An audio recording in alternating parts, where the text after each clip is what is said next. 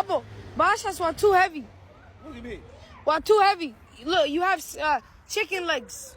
Chicken legs. Ha. Lugagu chavaya. شو يا Ha. وريا إلهي يا هذا مرة كم كنا تنقطع كنا I need to look at feedy. فيليا Ha. I was born in America. أمريكا Ha.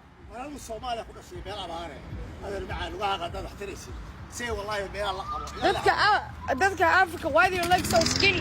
يا Abo, don't. Abo, let me. I need an idea. I need an idea. يا I need an idea. أنا يا Ha. وريا إلهي يا قانا I need chicken legs at the top. Ha. لا والله يركب لغة يركاهي حوك كتير إلهي هذا نقلها وريا التشيكن ليكس هذا الواقع محارس هذا Alright, food. Good food. Ha, meat. I think you don't eat too much food. هذا نقلها Abo, don't do that.